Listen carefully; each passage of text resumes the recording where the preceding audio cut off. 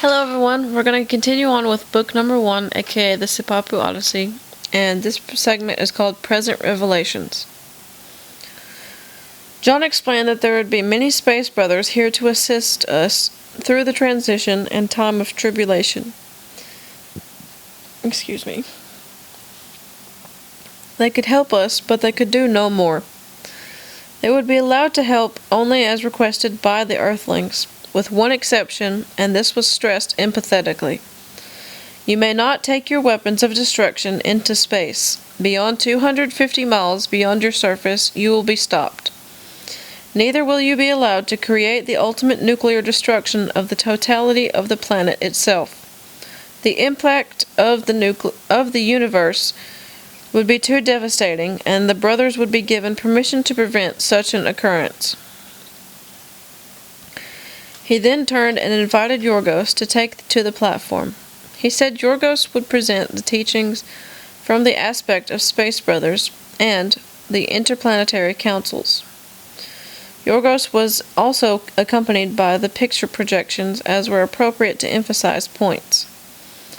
He said the brothers were prepared to work closely with Earthlings at such time as they were accepted and asked to participate. He said their technology is of such magnitude that man would be unable to comprehend the power. He was assuring Earthlings, however, that even though they could destroy us or make slaves of us, etc., they came in love and coexistence within the cosmos. They would not presume to do anything other than as requested, with one exception, as told by John. He emphasized that during the upcoming period, until Earth moves into her new cycle, she would be belching forth increased disturbances upon her surface.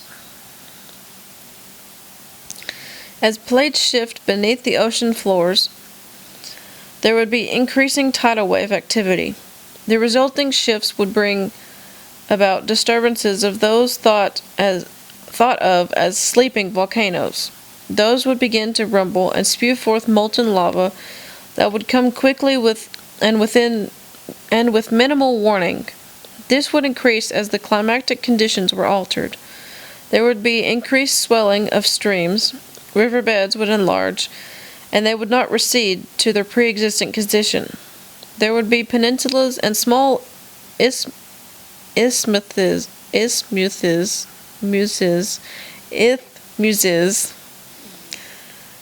which were going to vanish most abruptly and quickly. The geophysical face of the Earth would begin its alteration during this period. Those areas where ocean's waters have crept in most gradually and quietly would be accelerated, and indeed, sleeping valleys would be filled overnight. And man on Earth would look about and wonder what is happening. Yorgos continued, because of the decrease in the ozone layer about Earth, there is an increased heat that is coming from the central sun. This is bringing about resultant melting of your polar caps, and again with the resultant climatic changes. Man of Earth shall quickly come to recognize that Earth is revolting against the treatment that she has received. This shall be a warning, a preview of what is in store for man if he does not immediately alter his ways. At this time, the vibratory pattern of Earth itself is such that no alteration of her course is anticipated. She has been released from her role as a buffer, and she now begins her own cleansing. Man will now be accountable for his own cleansing. Earth is entering a phase of 2 seasons, summer and winter, with extreme temperatures in each. Fall and spring will cease to be recognized. Man should lay up stores, and provisions for seasons shall not be as kind to Earthman as man has known in the past. Man's time of great bounty and food abundance will greatly be altered. Space Brothers stand ready, however, to render help and instructions in that area.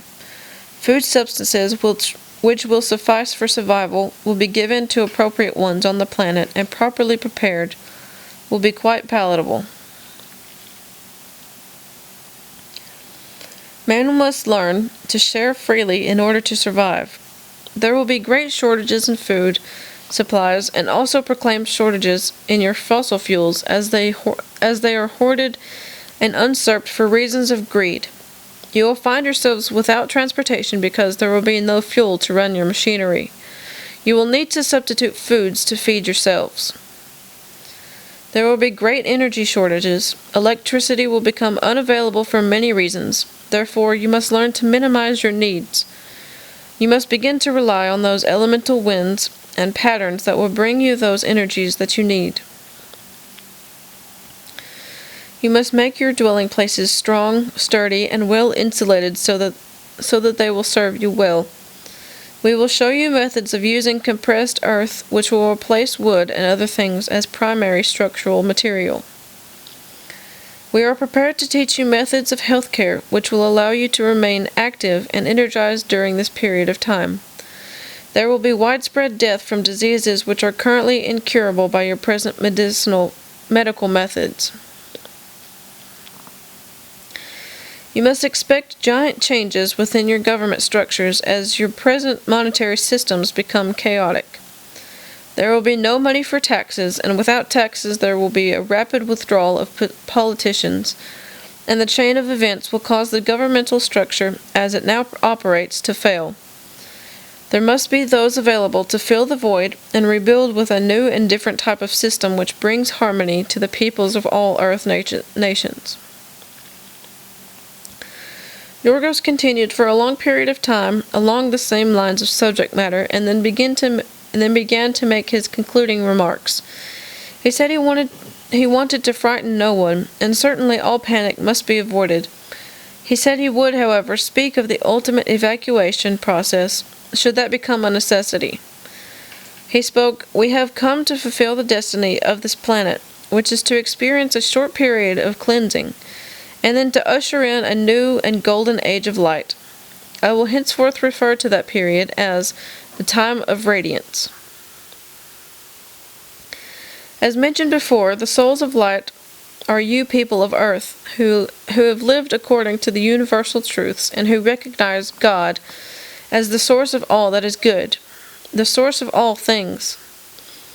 The short period of cleansing is imminent, even the midnight hour. But we have been informed of this, and have made preparations for that event. I will explain how it will be so that it will relieve any anxieties amongst those present. We of space have millions of ships stationed in the skies above your planet, ready to instantly lift you off at the first warning of your planet's beginning to tilt on its axis. When this happens, we have only a very short period of time in which to lift you from the surface before great tidal waves will lash your coastline, possibly 5 miles or more in height. They will cover much of your land masses. These tidal waves will unleash great earthquakes and volcanic eruptions and cause your continents to split and sink in places and cause others to rise. We are very experienced in the evacuation of populations of planets. This is nothing new for the galactic fleet. We expect to complete the evacuation on Earth of the souls of light in 15 minutes, even though they are of a tremendous number. We shall rescue the souls of light first. On our galactic computers, we have stored every thought, every act you have done in this and previous lifetimes. At the first indication of need to evacuate, our computers will lock onto the location of the souls of light, where they are at that instant. After the souls of light have been evacuated, then the children will be lifted off. The children are not old enough to be accountable, so they will be evacuated to special ships to be cared for until they can be reunited with their parents. There will be people specially trained to handle their trauma. Many will be put to sleep temporarily to help them overcome their fear and anxiety. Our computers are so sophisticated, far beyond anything on Earth in this age, and can locate mothers and fathers of the children wherever they are and notify them of their safety. Make no mistake, your children shall be lifted to safety during the evacuation. After the evacuation of the children, the invitation will be extended to all remaining souls on the planet to join us. However, this will be for only a very short period of time, perhaps only 15 minutes. There is no question of having enough space on board for the ships for you, but because the atmosphere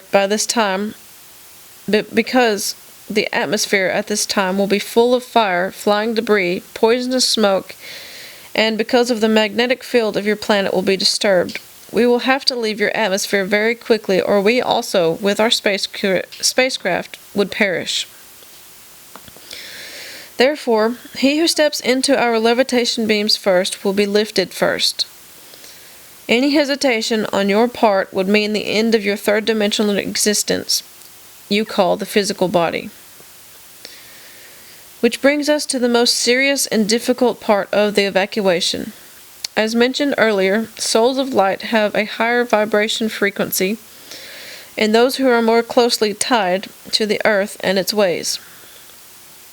Since our levitation beams will be lifting you off the surface of this planet, are very close to the same thing as your electrical charges, those of low vibrational frequency may not be able to withstand the high frequency of the levitation beams without departing their third-dimensional bodies. If this happens, then your soul will be released to join our God the Father. In his house are many mansions. If you do not decide to step into the levitation beams to be lifted up, you might be one of the few who survived the cleansing of the planet for the new golden age. However, during this period of cleansing, there will be great changes in climate, changes in land masses, and the poles of the planet may have a new orientation. This alone will create untold hardship for the survivors who may still not make it to the time of the radiance. The most important point for you to remember is this. Any show of fear lowers your frequency of vibration, thus making you less compatible with our levitation beams. Therefore, above all else, remain calm and do not panic. Know that you are in expert hands which have extensive experience in evacuation of entire planets. We cannot overemphasize this. Please remain calm, relax, do not panic when you step into our levitation beams. Above all else, maintain your faith. What is to happen to you if you survive the liftoff? First, you will be taxied to our motherships, anchored high above the planet, where you will be taken care of during your great trauma. Some of you may need medical attention. Our expert medical staff will be there to treat you with our highly advanced medical equipment. You will be fed and housed until such time as transfer elsewhere is advisable. Some of you will be taken to cities on other planets to be trained in our advanced technology before returning to the planet Earth to start the time of radiance. Your beautiful planet Earth is destined to be the most beautiful star in the universe, a planet of light. Here you will rejoin the remainder of the universe in brotherly love and fellowship with God the Father. People of Earth, we love you. Do not scoff at these words. As surely as the sun shines from the east to the west, so shall these things shortly come to pass. The cataclysms will begin without warning. Everything will happen so fast you will not have time to think. Think on these things now. Think. Picture yourself standing with all the havoc around you, people screaming and running, others on their knees praying, automobiles crashing, glass breaking, buildings falling, ground shaking and gaping with huge cracks, debris falling all around you. Think now, what shall I do? Answer, remain calm and without fear. Maintain an inner peace of mind and step into the levitation beams which flow from the underneath center of our spacecraft. As you are informed now as to what to do, spread the word to everyone you know. Be faithful to God. The time is very short. Perhaps we shall no longer be able to restrain the tilt of the Earth's axis, as we have been able to do with our energy beams and transmitters for the past several years. There is still a chance, a slight chance, that this great upheaval can be avoided. However, it will take extreme cooperation from you people of Earth. Cooperation unlike you have ever exhibited before in this age. Number 1. Avoid giving off negative energy through your distrust, greed, hatred, and begin to help each other. By helping each other, you give off positive vibrations or energy. Love God. The positive energy in large mass will neutralize the weight of the negative energy which has built up around the pole of your planet. This could keep it from tilting if enough positive energy is received in time. Your planet is a living organism. Send mental positive energy by thanking the Earth for all its bountifulness you have received. Number 2. By whatever peaceful means at your disposal, put sufficient pressure on your governments to permit us to land our spaceships on your planet and meet with your leaders and offer them our assistance and technology. We will not do this until we are assured we will not be treated with hostility or be incarcerated. With the cooperation of your world governments, we can greatly help you in more orderly evacuation of your planet. If indeed it still becomes necessary, which it may, if it does not, then we can work together in the sharing of technology and live in brotherhood. We hope you will take these words on faith, but if not, do research and prove them to be true for yourselves. Meditate daily, and you will find and know the truth. Peace be with you. At the conclusion of Yorgos' program segment, Spotted Eagle again took center stage to make closing remarks and leave his special blessings with the group. He told of the extreme importance of the upcoming mighty council gathering, and said elaborate plans had been made for its success. He told those gathered that under the facade of filming a motion picture, the meeting could take place uninterrupted by human interference. He said there would be many such activities taking place at various places on the planet in order to make the truth known. After the gatherings, there would no longer be doubts as to the existence of Space Brothers, and Earthman would know of the consequences he has brought upon himself. He said there would be other happenings which would also confirm the validness of these teachings. He chanted his appreciation to the group and to the grandfather, and the lights were extinguished. The canyon was once again silent. And that'll be the end of this segment.